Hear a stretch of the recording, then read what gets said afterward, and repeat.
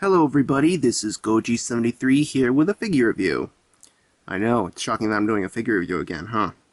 This time around, I'm going to change up my order of reviews this one time, so that way I can review a few figures that I feel should be reviewed by now. People have been wanting to see them for a while in figure form, and now they have finally been released in 6-inch form, and so, let me pull them out. I should also say before I do pull them out that this will be a double review. It'll be 2 figures in one, like a few other figures of mine, because I feel that it's best to have them both out, because they both appeared at the same time, and they're both very similar to begin with. And so, let's pull them out.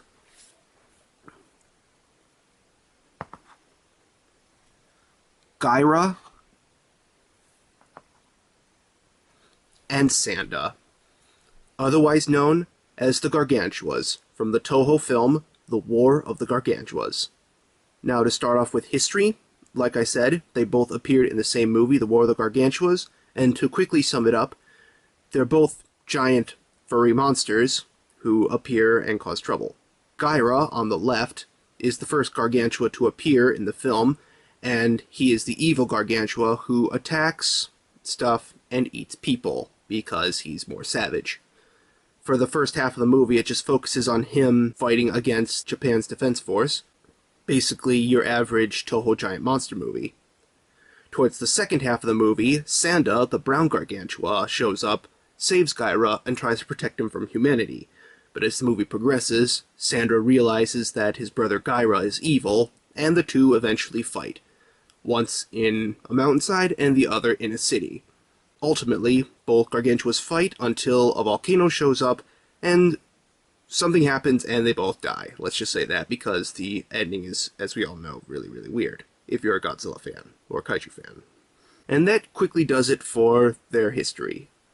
And now let's get on to detail. Now for this segment, I'm going to do them individually, because as you can see, they're both different. First, we're going to start off with Gaira. Now, I should let you know that this is probably late in advance, but both of these figures are made by Y-MSF. Both Gargantuas have 3 different releases, and this particular version of Gaira that you're looking at is the second version that was released.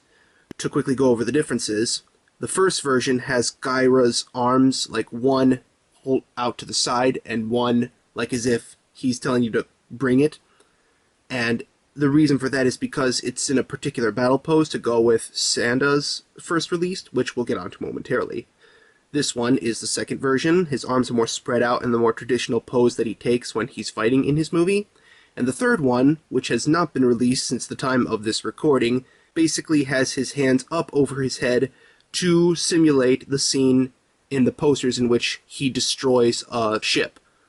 But I got this particular version because, as I said, it looks more traditional to what the character looks like, and I just like it most. And as for detail on the figure itself, I'd say, sculpting-wise, this is actually very impressive.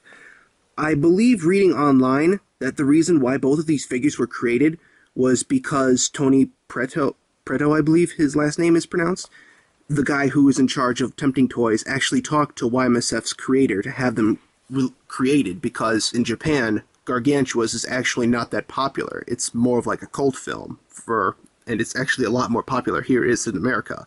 So, a very interesting thing is that the only reason why they were made was because of North America's demand for them. So, that's actually pretty cool. But, getting back onto detail, everything on here just looks, again, really, really nice. Everything is well sculpted, and that's a plus for the Y-MSF line. Let's try if I can get the face. As for paint job, I don't know who did this, but of the two, between Gaira and Sanda, I kinda like this one less because it looks, not for nothing, but it kinda looks a little bit more lazier. I'm not sure if the dark green, I don't know if he actually had that in the movie, but I think it was more of like a more natural color. And here it just looks kinda like your typical Bandai figure where only dark green is sprayed all over and it's not more natural in color like Sanda is. But overall, sculpting is good, paint job is sort of meh, and so of the two, he has the more mixed design. And now that Gaira's done, let's pull out his older brother, Sanda. Now, as for the 3 variations of him, Unlike Gaira, all three variations have been released. This is the first type that was released. As I said with Gaira, there were two releases. The first release of Gaira was to coincide with this version because it was supposed to simulate a battle pose, and that's what this one was released to simulate a particular battle pose. I got it because, like Gaira, his arms are more spread out like he's fighting someone. The other two variations of him that were released, Type 2, actually has his hands in the traditional Bandai pose, like what you see with the Ultraman characters, where his arms look like they're holding something in front of them.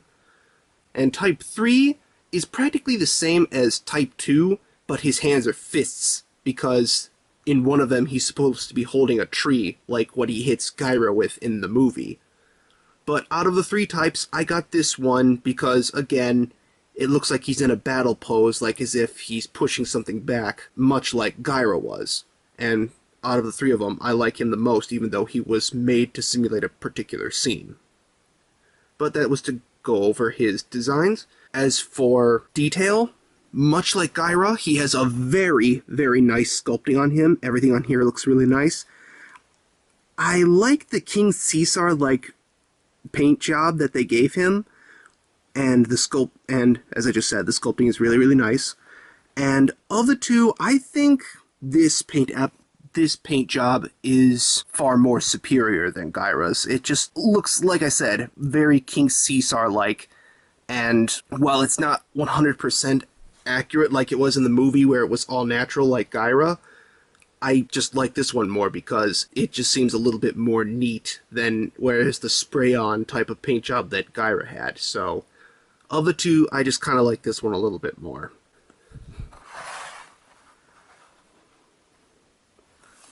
And that just about does it for detail. Now, as for articulation, as you can see, they have very basic articulation. I'm only going to do Gaira because, well, like they're both practically the same. Both arms rotate 360 degrees, and the waist rotates 360 degrees. But yeah, both Gaira and Sanda both have that exact same type of articulation, so pretty basic. And now on to scaling. Now, as we all know, there was a long-standing rumor that the Gargantuas were going to fight against another monster in the future, had it not been for some confused handling of the characters. So, let's pull out that monster they were going to fight. Godzilla. And I pull out this particular version of Godzilla because, for those of you who don't know, in 1978, Henry J. Saperstein, or Saperstein, however you pronounce his last name, wanted to make a movie of Godzilla fighting one of the Gargantuas, or possibly two of them. The details are unknown. But basically, this was a long-standing rumor that's been going on, so I thought I'd pull this one out to show them how they look in comparison to Godzilla. And the funny thing is, even though they were planned to fight Godzilla, or supposedly going to fight Godzilla, the funny thing is, the Gargantuas are actually supposed to be half of Godzilla's size, because they were created from Frankenstein's cells, spoiler alert. They were actually supposed to retain the same size of 25 or 20 meters tall. And if this were real, they'd actually be about half of Godzilla's size. But if they're going to take into account that Godzilla was going to fight them, if there was going to be a movie, I'd say this is okay. I mean, Gaira is actually supposed to be the shorter of the monsters, so it scales up nicely, and Sanda's supposed to be bigger. I'll take care of that, but if they were to fight Godzilla, I'd say this is pretty accurate if they were actually going to fight. So, yeah, sizing I'd say is good. But to briefly go over the whole, them fighting, or sizing thingy, of the two brothers, Gaira is actually the younger brother, and as a result, he's actually shorter than Sanda. And if you see really closely here, Gaira is actually shorter than Sanda, so that's a really nice piece of detail there. And so that just about does it for this double review. History, they've only appeared once, twice if you include Godzilla Rulers of Earth. Detail is actually very nicely captured. A little bit leery of Gaira because it seems a little bit lazier. Articulation is basic. Sizing is good. And rarity is high. So overall, I have to give the figures both a 9 out of 10. For 6-inch figures of the Gargantuas, these are both very, very nice renditions of the character. And this score also goes out to the other variations as well, depending on whichever ones you pick up. But of the two, I picked up these ones because I just like the posing of them better. So 9 out of 10, they're both great representations of the Gargantuas, and if you find them, I definitely recommend them to you if you like the War of the Gargantuas.